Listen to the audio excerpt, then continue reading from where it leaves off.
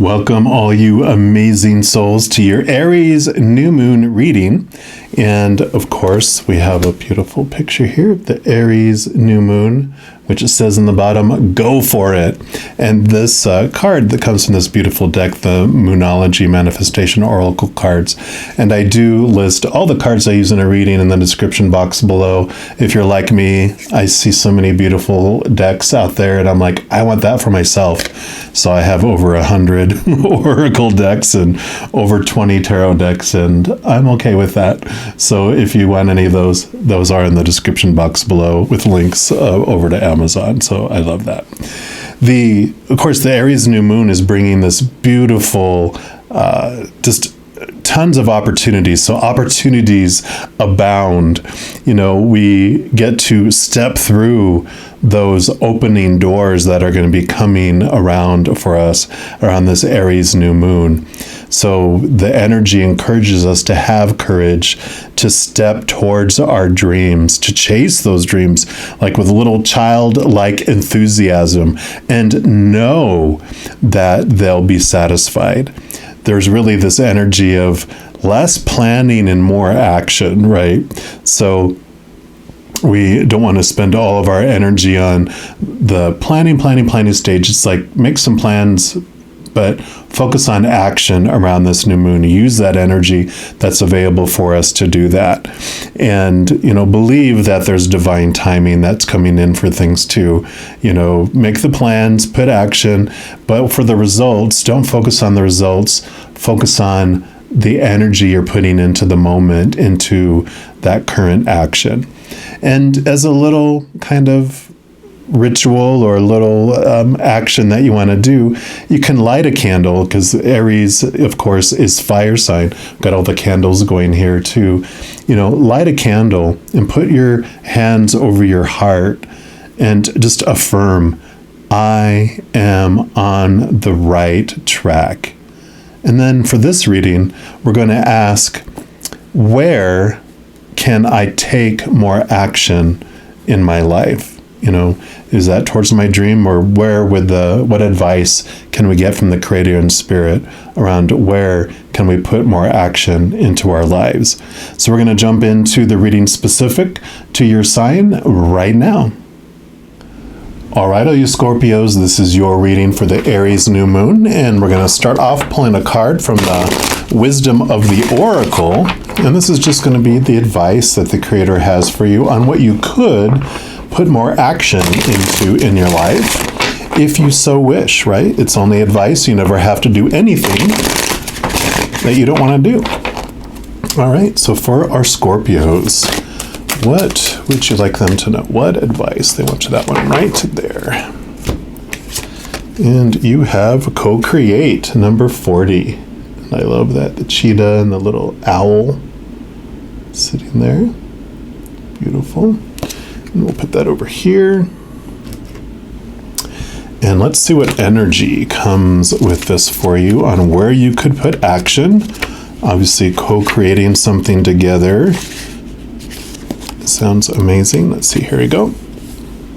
So, of course, it is about creativity, art, inspiration, fruition, manifestation. It says you may not consider yourself a creative person, but in fact, you are creating your reality every moment of every day via your thoughts, your feelings, your beliefs, your intentions, and your actions. Yet you must consider that you do so in partnership with Spirit, consciousness, God, or whatever name you call your higher power. You are a spark of this intelligence that works through you, nudging you with inspired thought and intuitive guidance. You are a paintbrush that co-creates a beautiful, unique expression of your own individuality, blended with universal spirit. You are a product of divine inspiration, and now you're aligned with it to create miracles. When you view your life as art and know you co-create it, only beauty and grace result. Prepare to be amazed. Yeah, so definitely putting your energy an action around the belief that you co-create your life, that you're not just on this drifting, like raft in the middle of rapids being pulled down something where you have no control of whatever's happening in your life. This is very much about connecting to the power, understanding that even though our life is filled with fated events that are going to be, we're destined to go through on purpose, for a purpose, within each of those fated events, you still have the power to choose what story you apply to it, like what it means about you and others in the world. And you also get to choose what emotion you want to feel as you go through it. And I know when I first heard that, I was like, I don't know if I really feel that I'm making a choice. I go, it feels like when something happens, this is how I feel. Something happens, this is what it means. But Spirit was very patient with me and sat me down to go, okay, let's look back at your life growing up. Because of this opinion is what you took on. You were conditioned to believe that this thing means this. And it was reinforced over and over again, where it became your habit to believe that's what it meant and to feel that certain way, to where it became your reaction. But if you pause, take deep breaths in any situation that you're in, you can look that you can choose a different way of believing what something means, and you can choose a different way on how you're going to feel about it. The most recent example that Spirit gave me was like, if you lose your job or a relationship, either one, because your job is really your relationship with a corporation or a business owner, or a personal relationship of romantic, family, friends, whatever. So any kind of relationship we have with the world, it could be toxic. It could be not in our, healthiest for our lives. It may not be in alignment with where we are going to be heading next. And so it's a toxic situation that maybe out of fear, we're not willing to part from that company because we don't think we're going to find another job, or leave a relationship because we feel we'll never find friends or family members or, romantic partners or whatever again, that will stay in an unhealthy and toxic situation. And so when we get fired from somewhere, we're taught, oh my gosh, or someone breaks up with us, we're taught, it's a horrible thing. And oh my gosh, this means I'm not worthy and I'm a failure and I should feel horrible and devastated by this. Well, when we take a deep breath and we realize, well, that's the popular story, that's the popular emotion, but is that what I need to do? Maybe I can look at it as, wow, okay, I wasn't going to break up with that toxic relationship, and so they've released me. I'm free. So now I can go on to the next journey and adventure that is in more alignment with where I'm, headed next in my journey. And so we can look at it completely different and think joyful thoughts and freedom thoughts and relieving thoughts instead. So you see how we can transform our old ways of thinking into new. We're also going to pull from the Sun and Moon Tarot and just see what else the Creator would like us to know. Got this Aries new moon and this energy into co-creating. So for our Scorpios, what else? Yep, you got these three here. Yeah, and they were just telling me, out of anyone, Scorpios are the transitional masters of the zodiac. So you totally understand, about that. And then, of course, we have the Magician here. And the Magician is all about the master manifester, that you have everything you need within you to create what you want in the world. So this is very much about coming into unity. Ones, of course, are new beginnings too, so that you have this ability to think about your life differently, to initiate things in your life that you've been afraid of to initiate before, knowing that you have the beautiful power to transform what something means and how you're going to feel about something. So whereas before you might fear stepping into doing something because you fear the outcome, when you talk about and realize and absorb what we just talked about, that you get to choose what anything means. You get to choose how you're going to feel about anything. So whatever outcome comes, it doesn't matter. We fell out of control before because we feel, we're scared of the future, because if this thing comes, this is what it has to mean, and this is how I have to feel. So you feel out of control and you're fearful about what's around the next corner. But if you know that, like, let's say you make a determination today, no matter what comes my way, I'm always going to laugh, and I'm always going to believe it's for my highest good. You don't fear about anything coming, because you know you're going to laugh and you're going to believe that it's for your highest good, right? So, boom.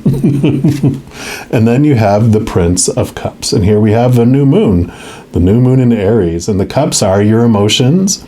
And this would be like the Knight of Cups in a standard tarot. And all the knights have a quest.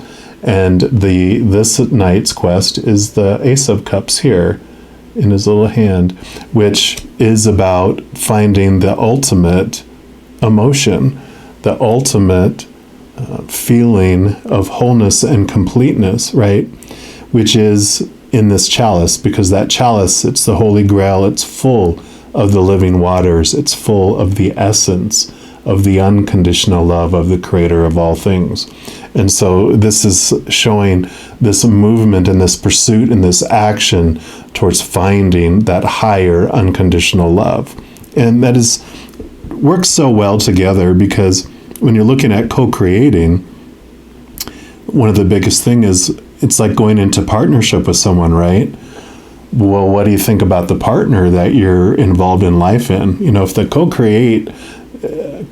the co-creation we're doing is with the Creator of all things, we're like, well, do you trust the Creator? Do you believe that the Creator loves you unconditionally, meaning no conditions, nothing you can do to earn it? You already have 100% of it. Nothing you can do to lose it, not one condition, because it only takes one condition to make it conditional. Do you believe the love that the Creator has for you is unconditional or conditional? Unconditional, best partner, co-creator ever, right? Conditional love, oh no, you're fearing every moment that you're going to anger your partner, your co-creator, that you're going to do something to make it hate you and to punish you, and that is unstable, right? So that's the difference too. I really feel like this is the important piece of learning about who you feel you're co-creating your life with. Yeah, because you have the Five of Swords. Swords is the mental energy, your thoughts, your beliefs, your mindsets, your attitudes, your expectations. And you can see here, someone is pinned to the ground by the thoughts and the beliefs. And this whole journey about this fives are like a change in perception. And so this is a change in how you are perceiving your life, and that it's not this battle to prove whose smaller t truths of the human world are more truer than the other person's small t truths. And this could be you feeling like you're down here, or this might be you up here, or you might just, depending on the day and the person, you might go back between the two roles there.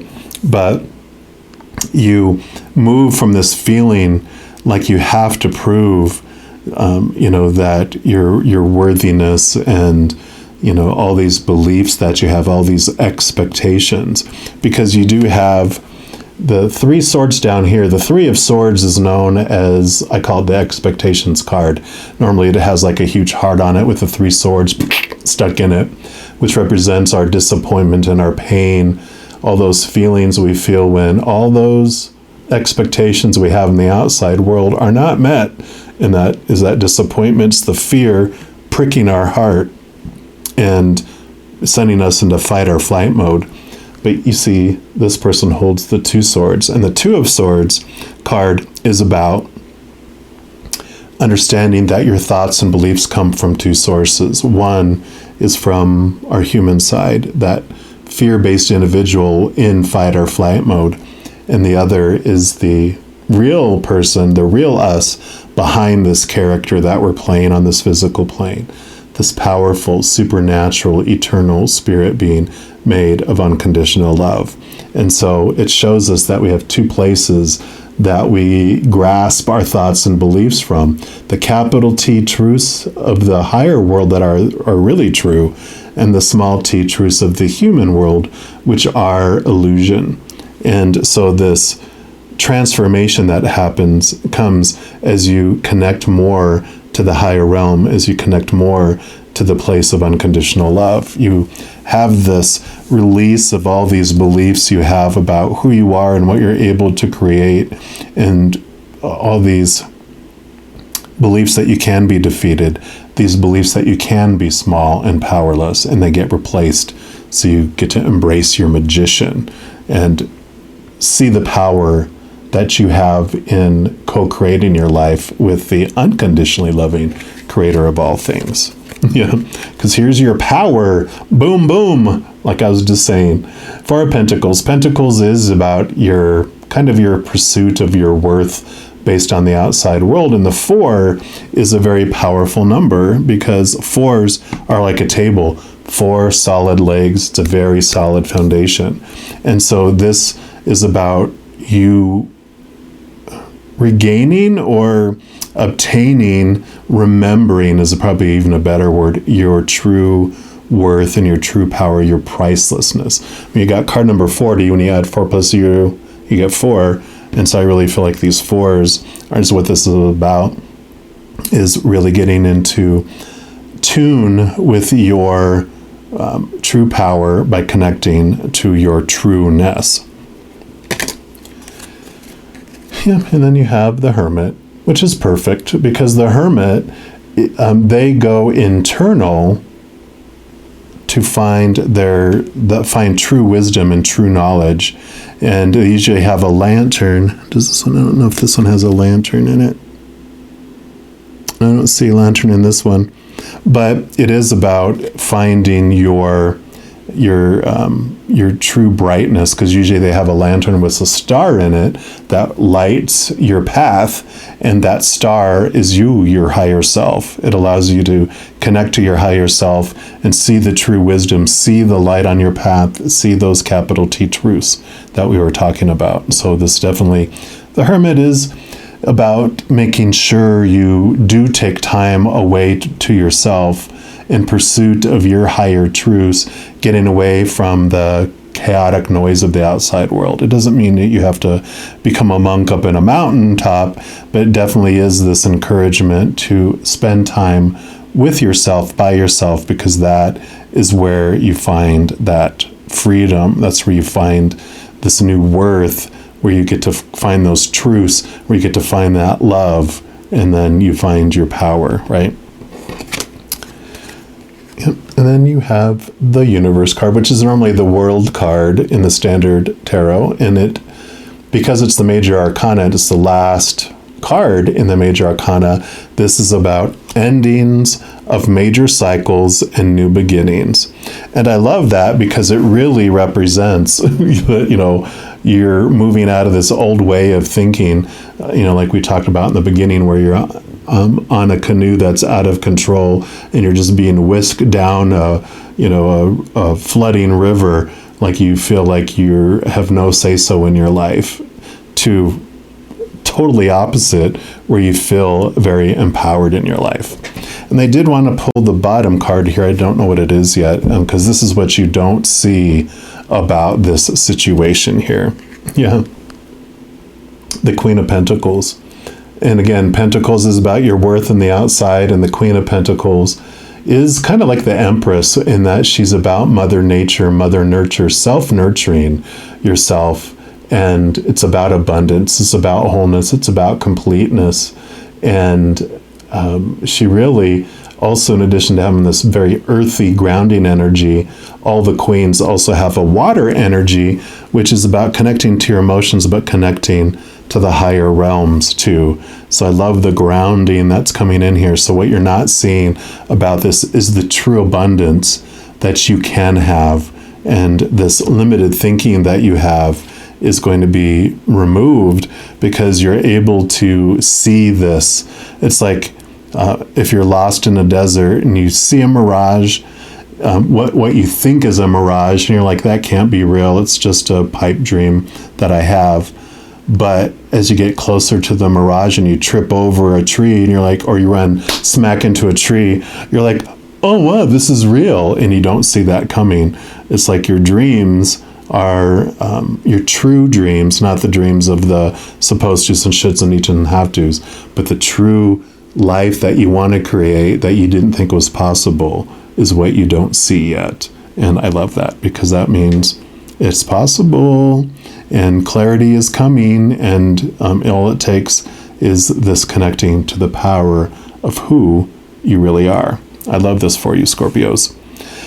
If you are looking for even more messages of love from above, in addition to these new moon readings, I also put out full moon readings each month, monthly readings for each zodiac sign, weekly energy updates for each of the elements like fire signs, water signs, etc., and a variety of other videos. So if you don't want to miss out on any of those messages and be notified immediately when they become available, if you give this video a little thumbs up and click the like button, also click the subscribe button, that gives you access to this notification bell.